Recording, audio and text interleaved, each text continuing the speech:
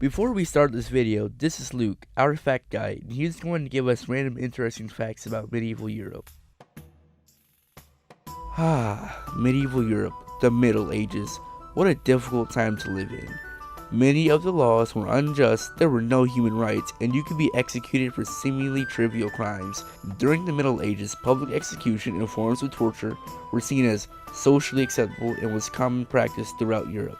Since there was no police in medieval Europe, kings relied on harsh sentences to enforce laws in order to extract information, force confessions, and punish suspects.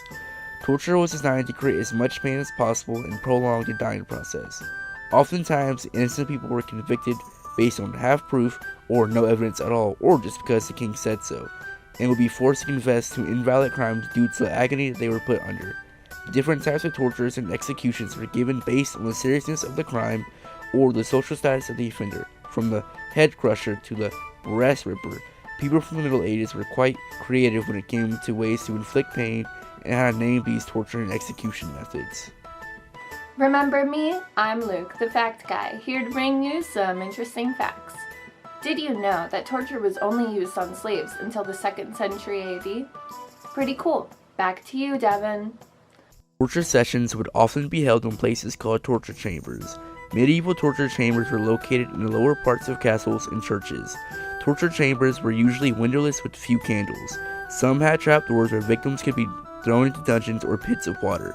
The entrance to many torture chambers were accessed through winding passages which served to muffle the cries of the torture victims from the normal inhabitants of the castle. Public execution methods drew large crowds and were held to demonstrate the authority of the king or the church and to scare people from committing the same crimes. Beheadings, burning alive, hangings, and impalement were common for public executions. Different forms of torture were inflicted based on the crime committed. Minor crimes that may seem like nothing today were sentenced with harsh punishments during the medieval times, such as theft, which was very common as people were mostly poor during the Middle Ages in Europe. Theft would usually result in limb mutation.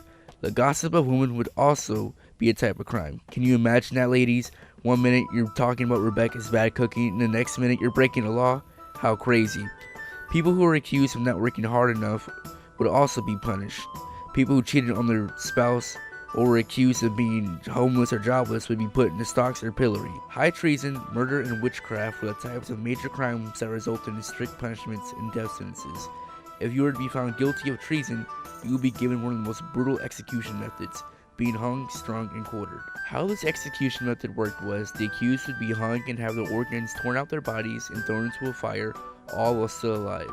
Once they died, they would have their bodies chopped up and sent to different spots in the kingdom as a warning of what could happen to anyone accused of treason.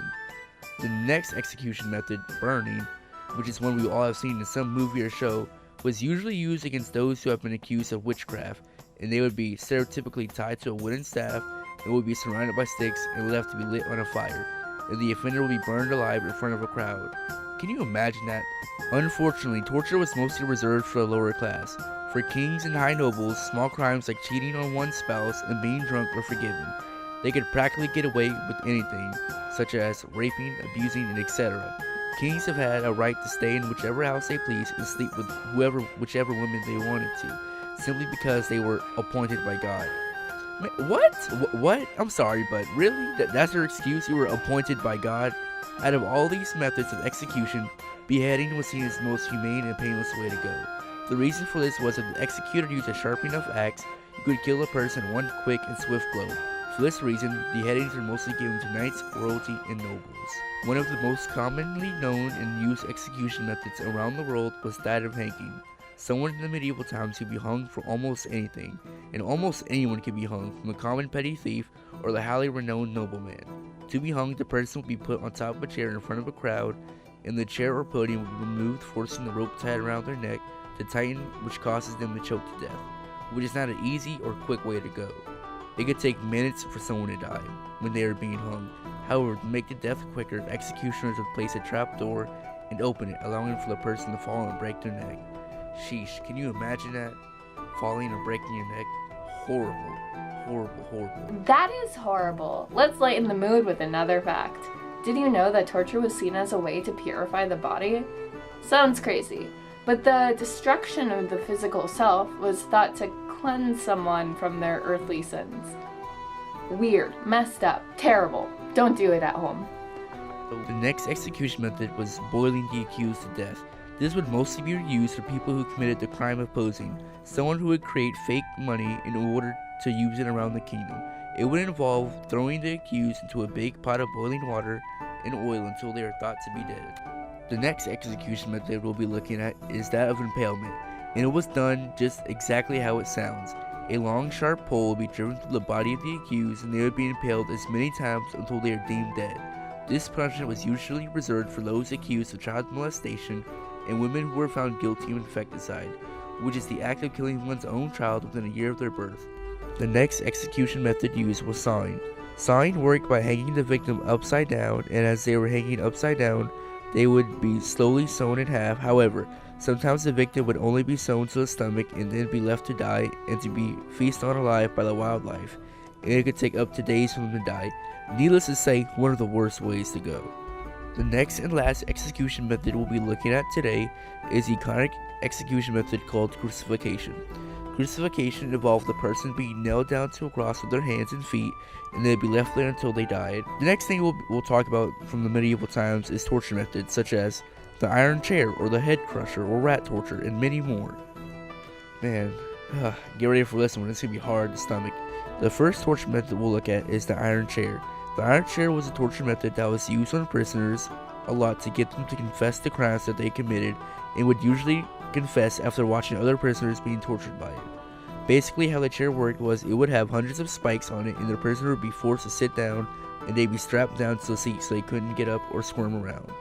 The next torture method we'll be looking at is the head crusher, and the head crusher does exactly what it sounds like. The head crusher worked by putting a prisoner's head in between the two metal plates, and the plates would have a screw that you could turn that would slowly crush the head of the prisoner.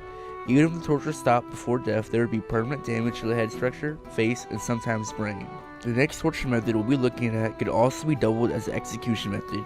The Catherine wheel was done by first breaking the limbs of the accused so they could tie the limbs easier into the wheel, and then beating the person with the metal pole until they died, and would be then left out in the fields for a number of wild animals to eat and scavenge.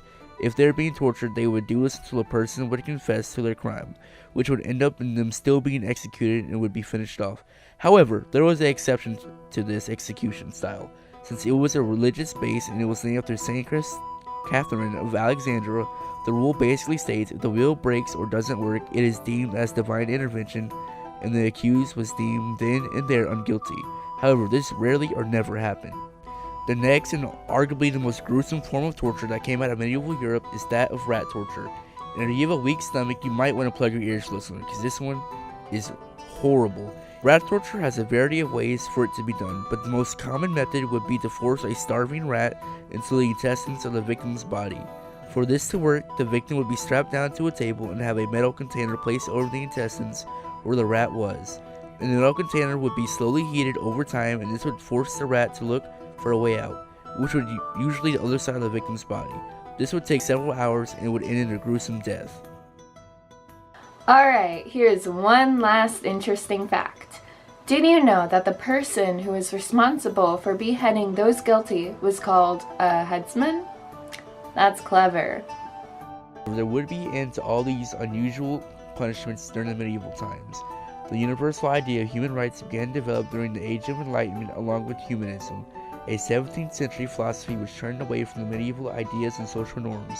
It favored the goodness of human beings, emphasized common human needs, and sought rational ways of solving human problems.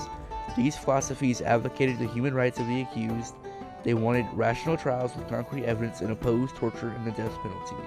Cruel and unusual punishment was denounced in the English Bill of Rights of 1689, and the Universal Declaration of Rights in 1948 brought forth a ban to torture by all UN states. Let's end this video on a good note and be happy we live in the 21st century, where there are fair courts and no absolute ruling king that will get you executed for looking at him wrong or gossiping with your friend.